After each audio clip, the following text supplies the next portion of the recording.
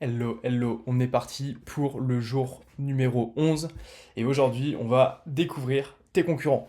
Parce qu'il faut bien noter qu'il va y avoir des concurrents qui sont purement SEO et des concurrents qui sont purement business. Il y a vraiment deux typologies et c'est ce que je dis la plupart du temps à mes clients. Les concurrents qui sont sur le business, qui connaissent, c'est pas forcément les mêmes concurrents qui sont sur le SEO. Et l'inverse est aussi réciproque. Donc on va venir regarder quels sont tes concurrents, on va venir les analyser rapidement pour ensuite être en mesure de remplir un document et d'avoir une bonne idée de ce qu'il faut faire et de ce qu'il ne faut pas faire aussi sur ton site web, sur son SEO pour avancer.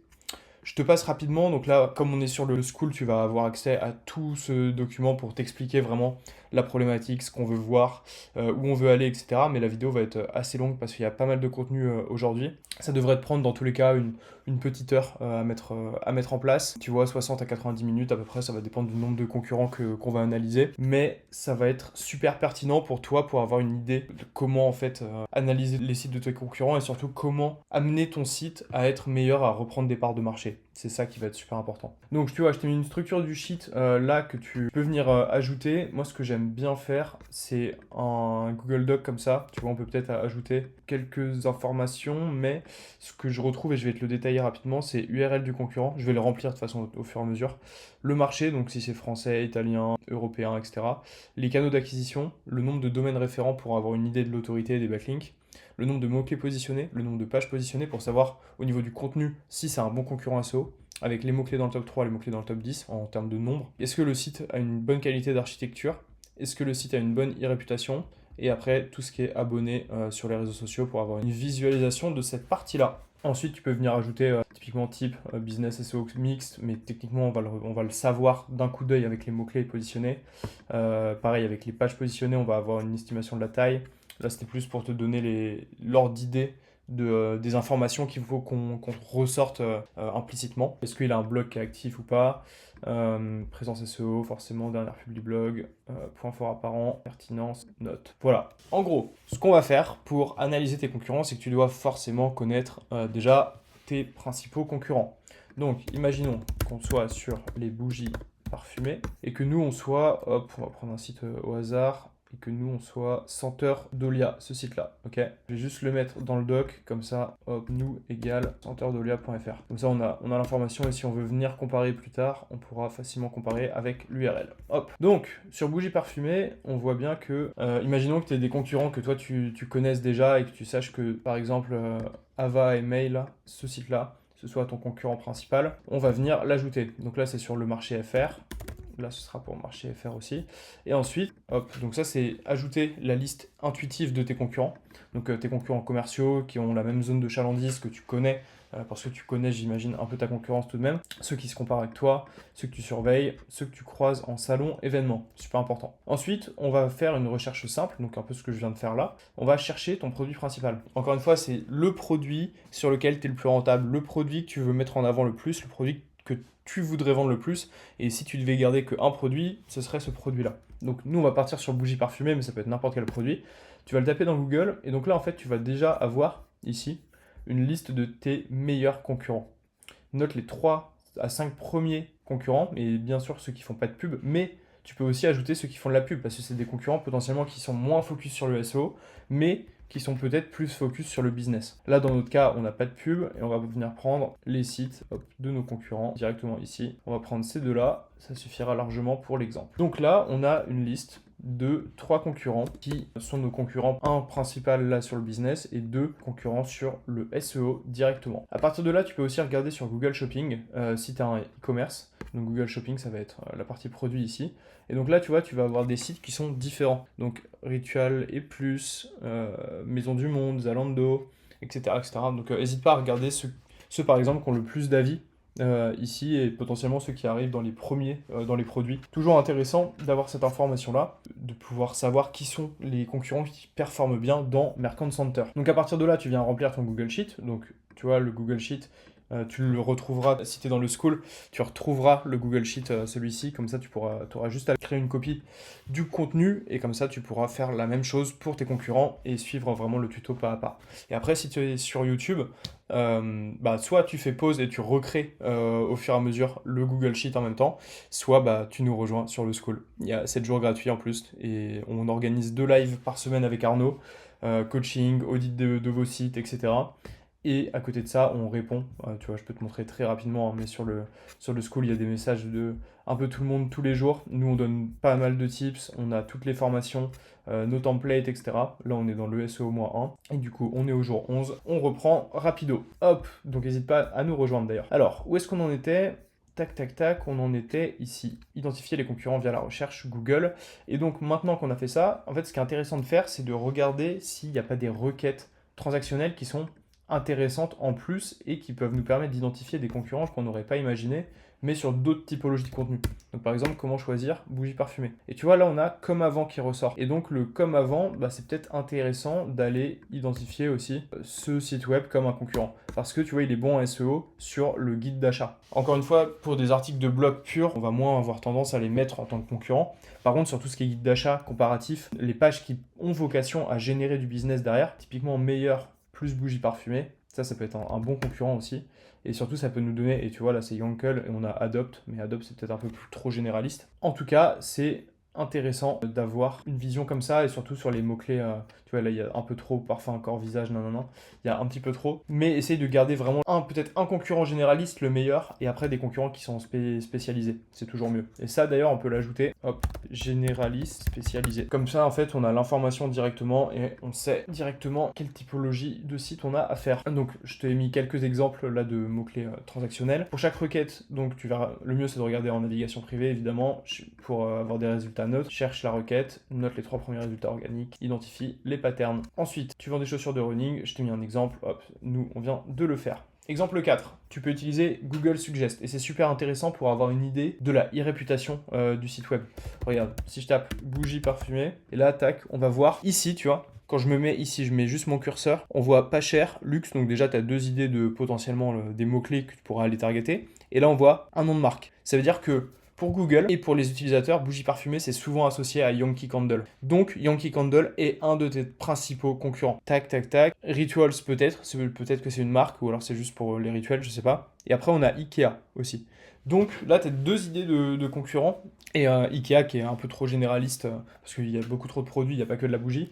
Mais en tout cas, ça te donne des idées des concurrents. Et après, tu peux aller regarder Ikea, mais que leur page par rapport aux bougies. C'est toujours intéressant. Le Google Suggest, c'est vraiment super important. Et tu vois, en fait, si j'ajoute un espace, on va pas avoir les mêmes déjà. Mais là, il n'y a toujours pas de marque. Si j'ajoute un plus, on va pas avoir de marque non plus. Si j'ajoute un astérisque, on va pas avoir de marque non plus. Si j'ajoute ça, on va avoir, tu vois, une adresse. Et voilà. Et toutes ces petites choses là, c'est toujours intéressant de le faire. Et que ce soit pour la recherche de mots-clés ou pour la recherche de marque, là, comme on vient de le faire. Donc, n'hésite pas aussi, tac, à prendre donc bougie parfumée, avis.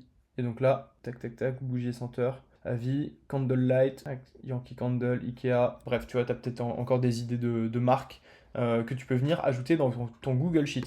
Ce que je te recommande, c'est d'avoir au maximum 15 concurrents à analyser. Sinon, ça va commencer à faire beaucoup. Mais 15, ça va aller assez vite, tu vas voir.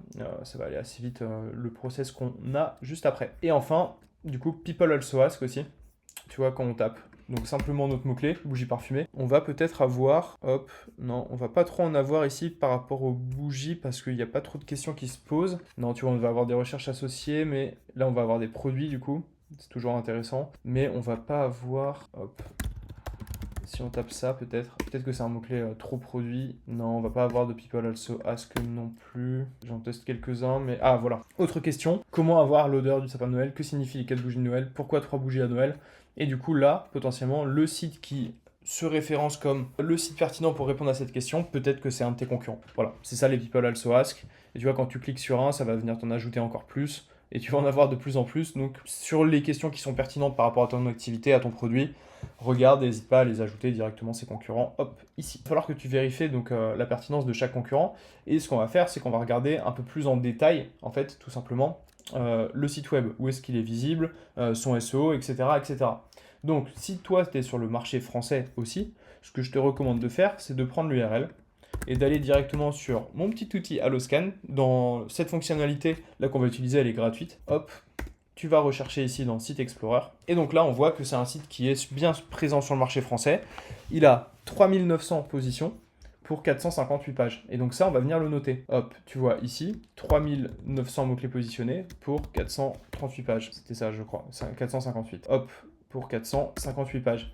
Ensuite, on va venir analyser mots-clés top 3, mots-clés top 10. Ça, on va l'avoir, hop, ici. On en a à date 157 et 289. 157 et 289. Qualité de l'architecture, qualité de la réputation, on va y revenir après. Et là, du coup, tu vois, tu as déjà une bonne idée de, le marché du site. Donc, en plus, quand tu les as trouvés via le SEO sur le marché français, c'est que tu as forcément le marché français. Mais n'hésite pas à regarder aussi directement sur un outil comme SEMrush, sur lequel tu peux avoir des requêtes gratuites et tu as 7 jours au gratuit aussi. Mais là, tu vois, là, moi, je suis en gratuit, j'utilise plus du tout SEMrush. Et ça te donne une bonne idée des comparaison par pays, répartition par pays, Google Search, voilà, c'est ça qu'il faut regarder. Là, tu vois, on voit bien que ce site, il marche bien en France, en Belgique et un petit peu en Italie. Donc là, bon, tu vois, il n'y a pas assez de mots-clés pour se dire qu'il adresse vraiment les autres pays, mais par contre, si on regarde, et je pense qu'avec celui-ci, il doit adresser les autres pays, tu vois, là, c'est déjà plus pertinent. Là, France et Belgique, là, tu peux mettre Belgique. Donc pour le deuxième, tu mets FR, Belgique, c'est B, je sais plus. Sinon, tu les mets en entier, hein, ça marche aussi. France, Belgique, hop. Comme ça, tu as l'information rapide et visuellement. Donc ça, n'hésite pas à utiliser SEMrush pour le marché. Et donc après, toi, si encore une fois, tu es sur le marché FR, utilise Alloscan. Sinon, utilise SEMrush. À l'international, ce sera le meilleur outil. Mais c'est un peu trop cher. Et ça part un peu trop dans tous les sens. Il y a beaucoup de fonctionnalités que tu n'utilises pas, etc. Donc moi, je préfère largement utiliser Alloscan et payer Alloscan. C'est nettement mieux. Parce qu'encore une fois, quasiment la totalité de mes clients sont en France. Et on travaille sur le marché français. Donc ça, maintenant, il va falloir le faire pour chacun des concurrents.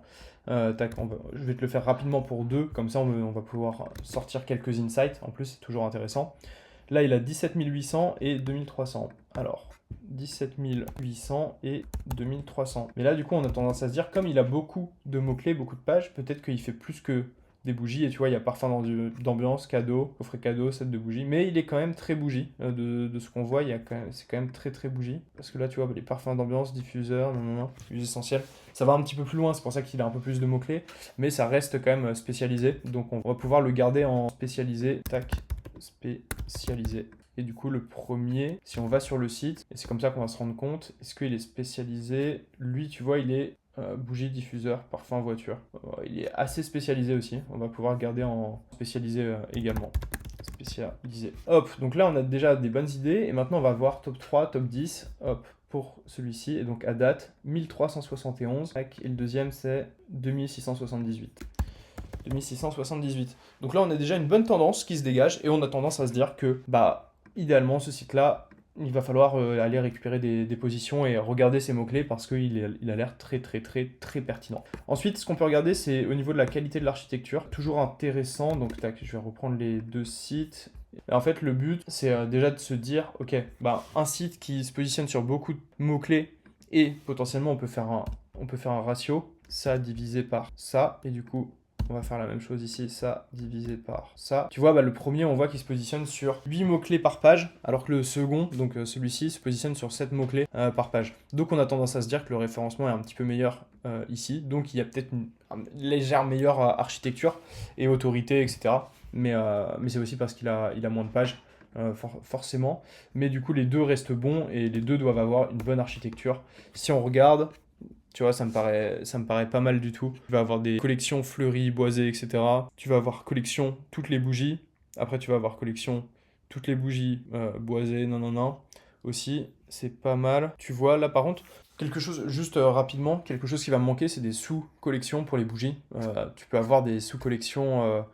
j'imagine par senteur, parce que là en fait on va avoir les senteurs mais qui vont regrouper bougies et diffuseurs. C'est peut-être pertinent, mais peut-être qu'il faut faire bougie telle typologie pour aller se positionner sur ce genre de mots-clés. Peut-être que c'est ce que fait ce concurrent là. On va venir voir. Hop, bougie, qu'est-ce qu'on a? On a toutes les bougies. Voilà, là il a déjà plus de collections. Il a bougie, si on regarde en bas, par type, grande jarre. Bougie par type, jarre moyenne. Bougie signature. Bougie originale. Bougie studio. Donc il a vraiment déjà des sous-collections.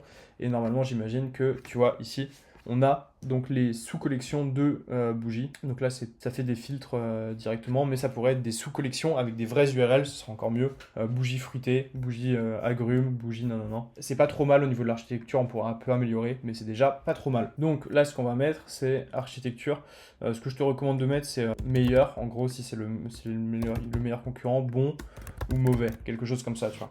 Et du coup, là, dans notre cas, ça va être bon et bon. Et après, pour le dernier, on va peut-être mettre mauvais. Et là, on va peut-être mettre meilleur, par exemple. Donc là, visuellement, en fait, tu sais déjà. Et c'est ça qui est important, c'est de se dire après, ok, bah, j'ai besoin de créer du contenu. Quel concurrent je vais aller voir? Ou alors, quel concurrent je vais prendre et je vais mettre dans mon fameux site Explorer, concurrent et comparaison des mots-clés pour aller chercher à se positionner sur les bons mots-clés. C'est vraiment ça qui est important, qui est vraiment super, super important. Donc, vérifier la pertinence de chaque concurrent, c'est un peu ce qu'on vient de faire. Tu peux mettre une note finale. Moi, j'aime pas trop mettre de notes parce qu'en fait, chaque concurrent va avoir ses particularités, ses spécificités. Je te l'ai mis parce que dans un premier temps, c'est un bon critère. C'est un bon moyen aussi que ce soit visuel. Dans mon cas, je l'utilise plus maintenant, mais au début, je travaillais comme ça. Ensuite, on va évaluer la taille et l'autorité de chaque concurrent. Donc, c'est ce qu'on a fait. On a évalué les pages avec Alloscan directement. Tu peux aussi, et ça marche aussi, c'est une petite commande que je te mets là. Tu peux utiliser site de points et tu mets hop, juste le nom de domaine. Et donc là, en fait, tu vas avoir le nombre de pages sur Google. Tu vas plus avoir le nombre de résultats qui s'affichent. Avant, on l'avait, mais tu as le nombre de pages. Tu sais que tu as 14, 18, bref, tu vois, tu peux aller jusqu'à la fin, là ça va être un petit peu long, mais tu sais que tu as au moins 30 pages de contenu. 31 x 10, tu as 310 pages à peu près qui sont positionnées, donc 313 historiquement sur Google pour Avamail. Et du coup, qu'est-ce que nous mettait Alloscan? Page positionnée 458, donc ils ont dû en perdre entre temps. Alloscan n'a juste pas dû mettre à jour tout son index à lui. En gros, après, tu peux regarder sur le Whois à qui le site appartient, la date de création, etc. Est-ce qu'il a été établi il y a longtemps ou pas? C'est toujours intéressant d'avoir ce genre de petites infos. Tac, mais du coup, c'est moins pertinent. En fait, je t'ai mis tout pour que toi, tu aies une vision globale. Et tu vois, là, on sait qu'il a été registered en 2018. Donc, tu sais déjà qu'il a une autorité depuis 2018 et qu'il est toujours actif. Tu as la date d'expiration, etc. Donc, n'hésite pas d'ailleurs, même si tu veux suivre les noms de domaine de tes concurrents potentiellement. Toujours intéressant. Et tu sais où il est registered, etc. Ensuite, à partir de là, donc bon, volume de blog, ça va être moins pertinent là dans notre cas. Activité récente, est-ce que il y a des pages qui sont récentes sur le site web et du coup, tu peux utiliser cette petite commande et là, tu peux utiliser l'outil date indifférente, moins d'une semaine par exemple. Et là, tu vois qu'il y a des nouvelles pages, il y a 5 jours, il y a 3 jours. Donc tu vois qu'il y a une régularité. Et pareil, en fait, tu peux le faire directement avec moins d'un mois, par exemple. Et là, du coup, tu sais que tu as X pages. C'est toujours intéressant. Et tu vois, n'hésite pas à utiliser les outils de Google directement. En fait, tu as tout. Et tu n'as pas besoin de payer forcément. Tu as toutes les informations directement dans Google.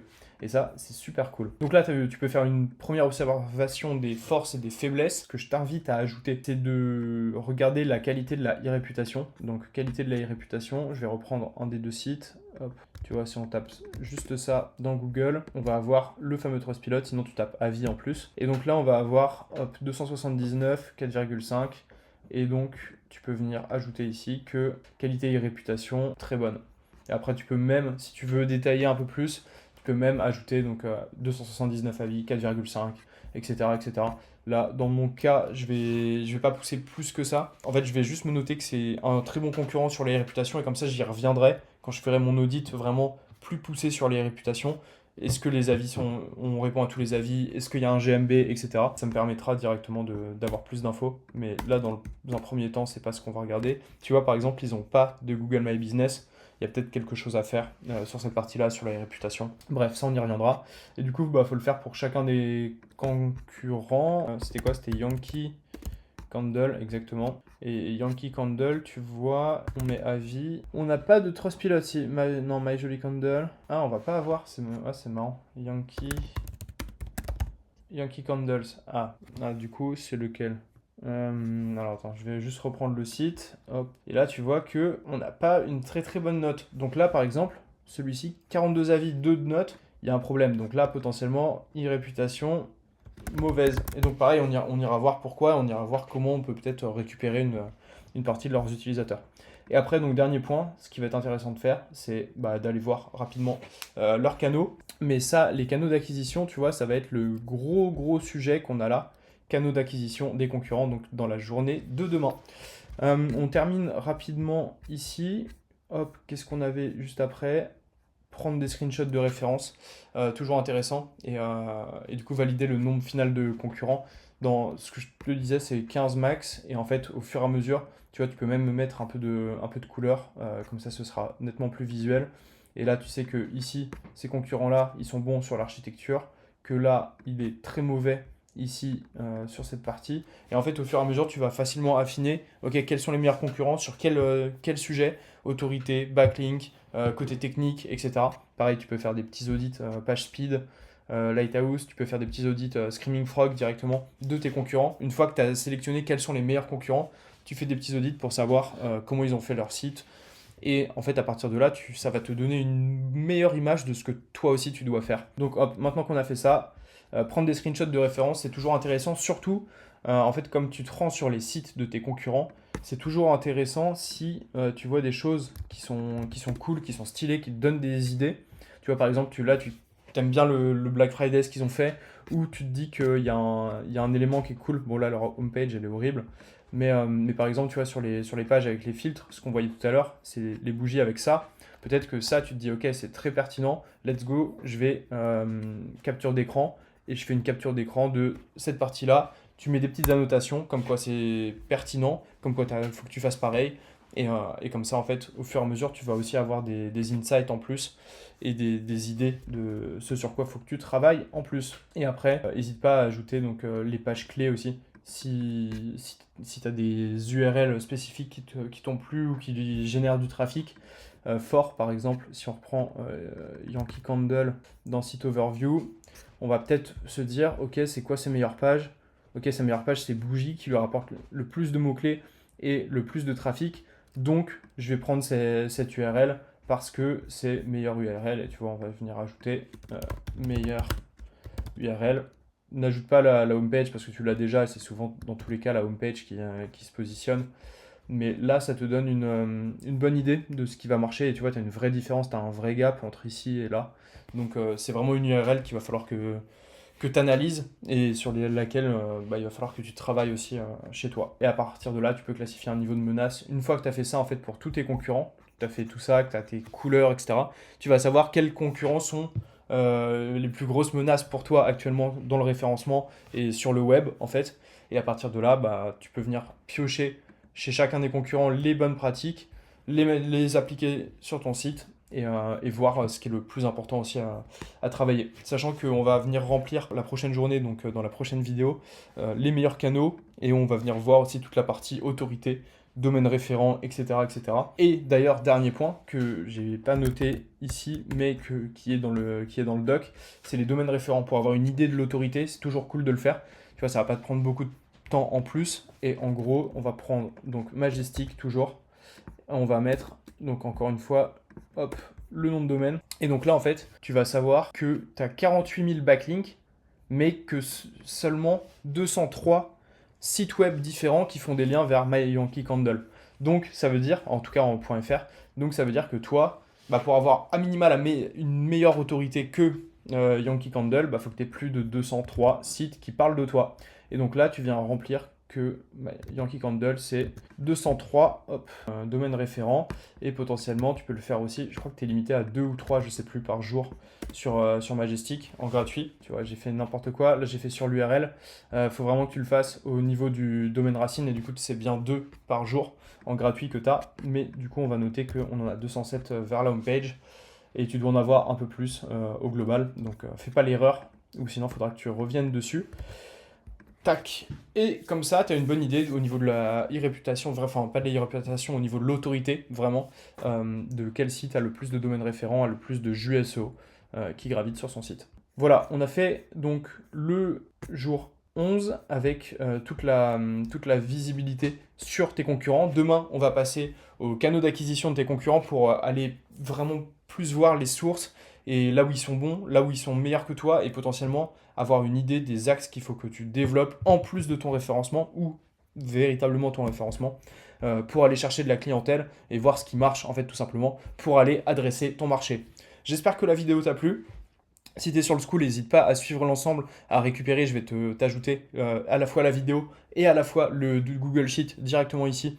Comme ça, tu auras toutes les infos. Le Google Sheet, normalement, il devrait être placé à la fin, sachant que c'est un fichier. Et la vidéo sera au début. Et si tu n'es pas sur le Skool, bah, j'espère que ça t'a plu aussi. N'hésite pas à nous rejoindre sur le Skool si tu veux avoir accès à tout ça, à nos lives, à nos conseils, etc. Et sinon, bah, dans tous les cas, je te dis à tout de suite dans la prochaine vidéo pour le jour 12. Allez, ciao!